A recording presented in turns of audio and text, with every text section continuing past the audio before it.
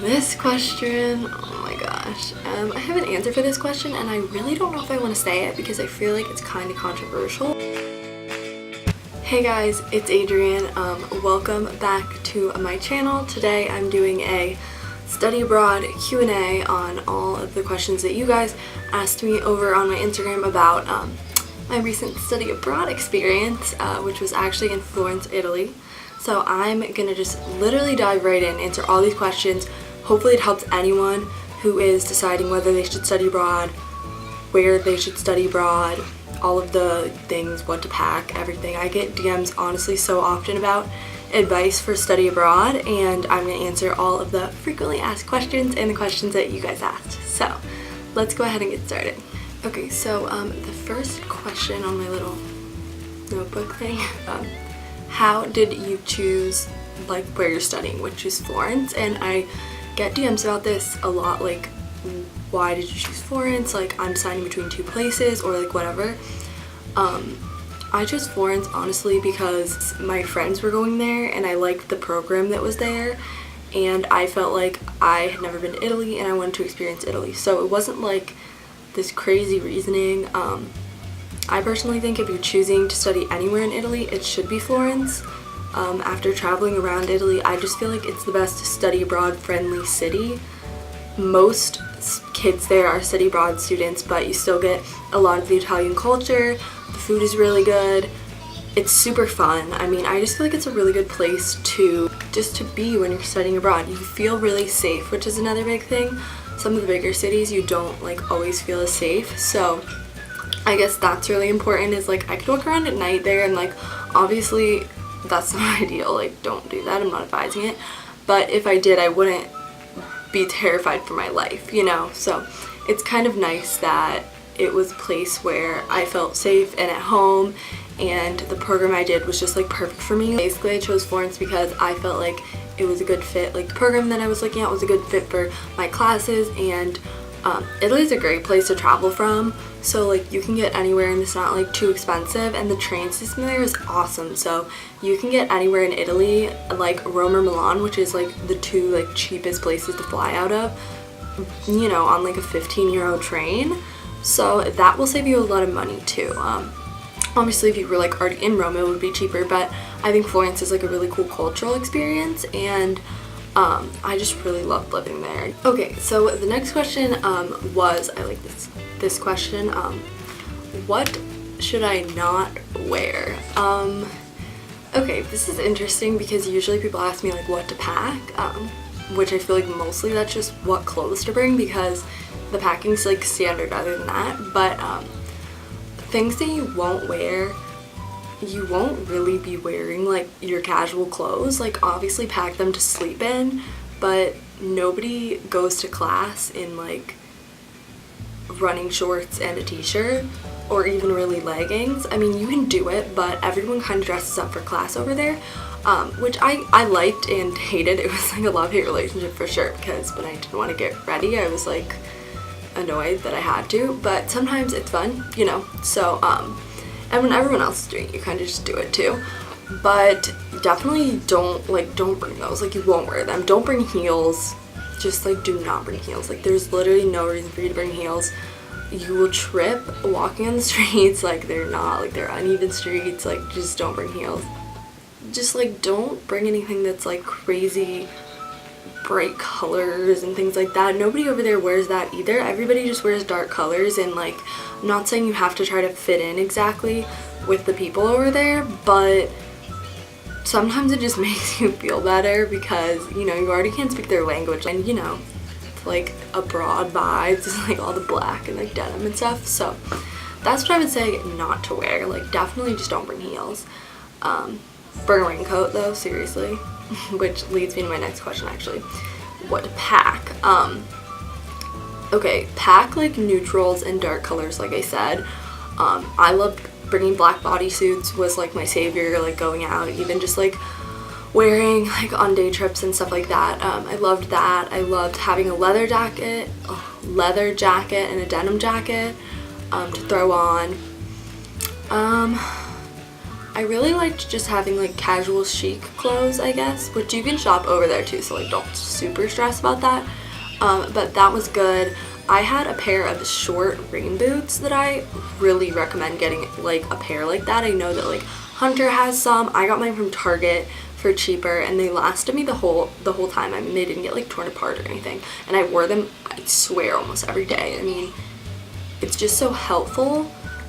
You can wear them in any weather conditions. Like I wore them to Switzerland in February, and then I wore them like again in almost spring, like to another trip, you know. So it's just, those are good. I think like a good pair of white sneakers, or comfortable but like fashionable sneakers, are really good to bring. Like I said, a raincoat is really good.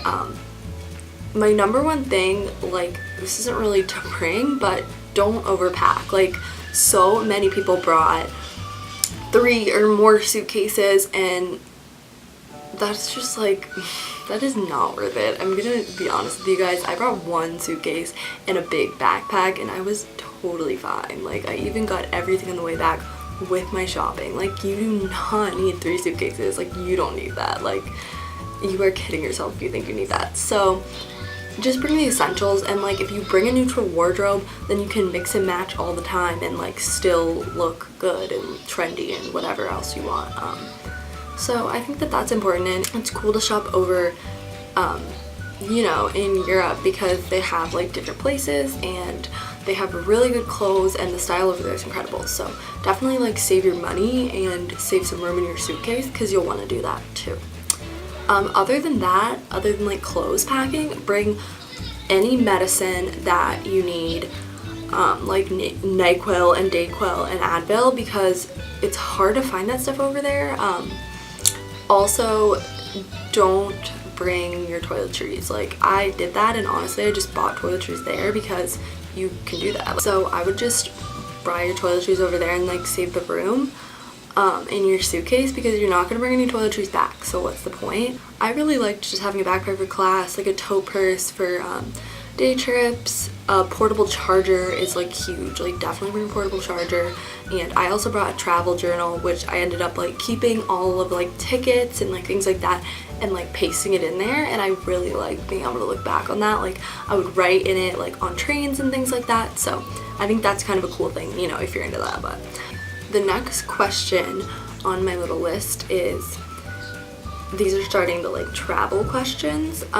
Is it hard to balance school and travel? For me, it wasn't, honestly, because my program was like basically no one had Friday classes and almost no one had Thursday classes. So even my friend even didn't have Monday classes. So I had class Monday, Tuesday, Wednesday, and it was like a full, pretty long day. But it was nice because we could travel Thursday to Sunday, you know, which is like a long weekend trip. So we could even leave Wednesday night if we needed to, which was great. So like that's what we did for Paris and for Ireland. We left Wednesday night and we spent Thursday, Friday, Saturday, and most of Sunday there, and then left Sunday night, which was awesome, except when we got stuck in the Rome train station. That's another story time. If you want study abroad story times, let me know, because we got stuck in the Rome train station overnight in a blizzard. Anyway, balancing school and travel, like, it's not hard. The only thing I would say is work ahead on your projects, and if you're thinking about taking art classes, work really ahead on your projects, because I took almost all art classes, and the projects are like, you can't just like do it while you're on a train, you know, like you have to be like sitting down somewhere. Like my drawing class projects or my fashion illustration class projects, it wasn't like a paper I could type up anywhere. It was something I really had to focus on and do like hands like actually make. So definitely like consider those things. I'm glad I took art classes, but part of me is kind of like, I wish you didn't do that, because you had less time to like explore. But you know, I love art, so like it ended up being fine. And really, you don't have that much homework. I noticed that like when we were over there, most of the schools do papers and like midterms and finals, and not as many have like the rigorous homework that we have like in the US. So it's definitely different over there in regards to like how they do their school, and I think that's kind of interesting. So it does help you travel a little bit on the weekends. But yeah. This question, oh my gosh, I have an answer for this question, and I really don't know if I want to say it because I feel like it's kind of controversial. I'm not gonna lie. But this question is the least favorite place you traveled and why. And I know the girl who asked, no, I don't know her. Okay, I like blog or know her, like I know her through Instagram. You're the best, you know who you are. Love following you. But she asked me this, and it is my least favorite place I traveled and why. And okay, I'm gonna answer this question, but I'm gonna explain afterwards because yeah. My least favorite place that I traveled, I'm laughing because everyone I was with would have the same answer as me, was Amsterdam. And okay, don't get me wrong, I love Amsterdam. It was such a cool city, but our experience there was like so not the greatest. It was just weird. I don't even want to talk about it really. Cool city, weird experience. Yeah, that's all I can say about that, honestly. But my favorite place was Ireland, and I went to Dublin and Galway and literally fell in love. If you go to Europe, you have to go to Ireland. It is like nothing else ever. And obviously you have to go to Italy, but you know, I was already in Italy, so. The next question on this list is how much did like an average weekend trip cost? And I like this question because like I was asking everyone this question before I left, and like nobody had an answer for me. But my answer for this question is like it varies. Like it definitely varies. So I was like on a budget the entire time I was abroad, like big time. Like I was trying to get the cheapest flights, the cheapest places to stay. I was trying to save on food, everything. So I was not by any means like balling out on any type of anything while I was abroad. But my weekend trips out of country, I would say cost $200 to $300, like with like food and everything. Maybe pushing that if it was like an expensive city like Paris, but yeah, that was my average weekend. Or we went to Ireland for St. Patrick's Day, which was obviously more expensive because it was St. Patrick's Day. But yeah, so $200 to $300, I would say you could definitely budget that. I would say closer to $300, honestly, if you're gonna be honest with yourself. But in-country trips, you could do day trips for like as little as like between 50 and 100, like if you're including food and everything for the day.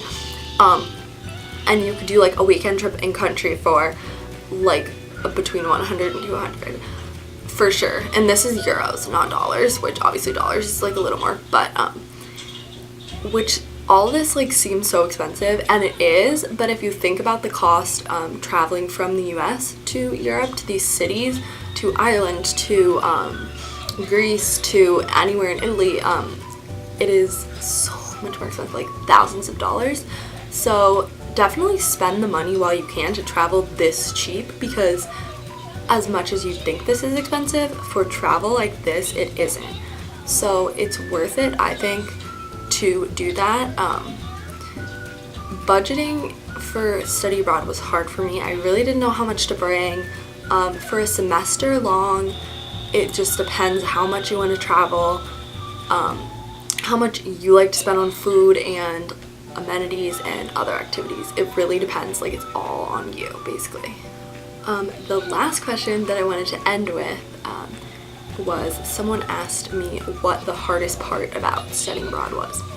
And I like this question a lot because I feel like people look at studying abroad and they're like, oh my gosh, it's so fun, like you're living your best life, like all of that stuff. And you are, but there are things that are hard about it, and those things don't make it not worth it. They're just struggles, you know. The language barrier is a big struggle in all different countries, you know. It just makes things harder, especially travel, and you know, it makes you feel like less comfortable, like you take for granted speaking the same language as all of the people around you all the time. So I think that's one big thing. Food for me, I'm like such a picky eater. Obviously Italy was like cake because I was eating pizza and pasta and paninis and red wine every day, but other countries like Spanish food was kind of hard for me because I'm not like into like, I don't know, I'm not an adventurous eater. It's just not my vibe. I love good margarita pizza though. But yeah, so other countries sometimes were like hard to eat in for me since I'm picky. But the biggest thing I think was just like you are even more independent abroad than you really are when you're in college, because there's really like less support, you know less people, you can't really even talk to your parents or friends back home because you're on different time zones. So I think that was like the biggest struggle for me, is just like it was a really different life than I'm used to. I'm really close to my family and a lot of the people that I wasn't with, so that was really hard for me personally. But I like to do things out of my comfort zone, and I'm really independent to begin with, so it really wasn't like a huge deal. In the end, it was worth it, I think, but definitely during it's hard. Also, like not getting iced coffee every morning was really hard, I'm not gonna lie, you know, like in Italy they don't really do the whole iced coffee thing, and that was just a really hard concept for me to grasp. Like I needed it, and yeah, so because I didn't have the money to spend on it every morning either, but you know, you manage. So yeah, that's basically all I have to say about my study abroad Q&A or anything like covering study abroad. If you have any other questions, please DM me on Instagram at @_class. I'll put my feed like right over here. But yeah, I love to help you guys out with study abroad questions. My study abroad experience was so great. I love to help people figure out where they're going to study, especially if it's Florence, because I love Florence. But yeah, so just let me know, shoot me a DM. I love to hear from you guys. If you like this video, give it a thumbs up. I'll see you next time.